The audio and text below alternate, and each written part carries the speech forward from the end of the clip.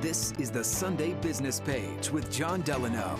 Good morning. I'm John Delano. Welcome to another home edition of the Sunday Business Page.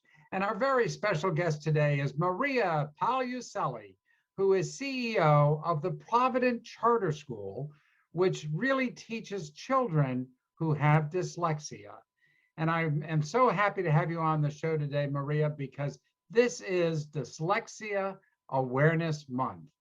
And as the parent of a child who had dyslexia and has overcome it, I think it's really important to focus on something that is very common in American life these days.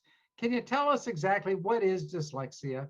Dyslexia is identified as the most common learning difference, and translated literally, it means trouble with language. Dys means trouble and lex is language. And so individuals who have dyslexia have trouble sometimes with spoken language, pronouncing things correctly, processing language, but we certainly see the manifestation of dyslexia in elementary school students when they start to have to learn to read and write.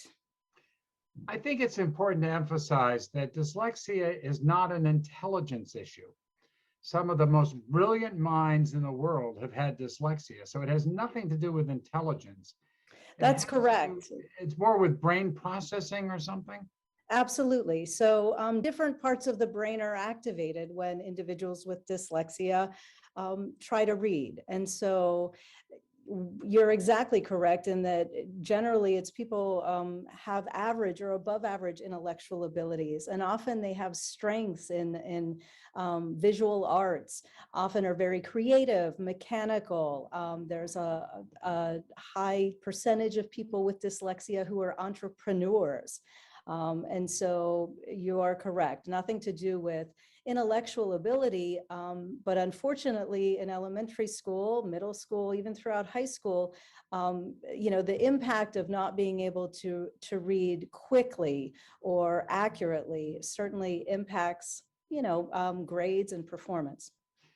During Dyslexia Awareness Month, and in fact every month, I think parents will want to know, how do we know if our children have dyslexia? There are certainly some characteristics or things that might reveal themselves as children are young, as they enter kindergarten, trouble learning letters and sounds, trouble identifying rhymes, maybe some difficulty speaking, but truly the best way to know if someone has dyslexia is to have a good evaluation by a psychologist or a neuropsychologist.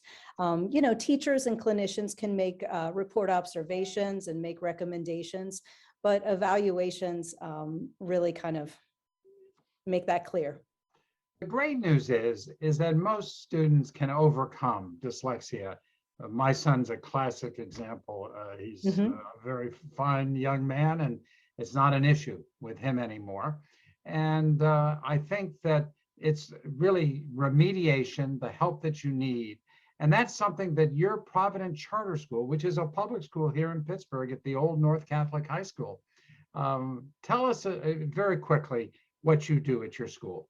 Sure. Provident is a mission-driven charter, and that means we have programming that's specifically designed to serve students with dyslexia and language-based learning problems.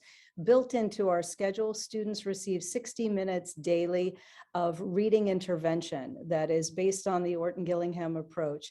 People would have to do this after school or pay for tutoring otherwise. So this is provided during the school day for our students. And we also give them an opportunity to strengthen their visual arts, their mechanical, building, engineering skills. Well, we are so grateful that you exist. You didn't exist back in my day, and we're so happy you're here. Thank you so much, Maria, for being part of this during Dyslexia Awareness Month. Thank you, John. And thank you for watching this edition of the Sunday Business Page. Please have a wonderful Sunday.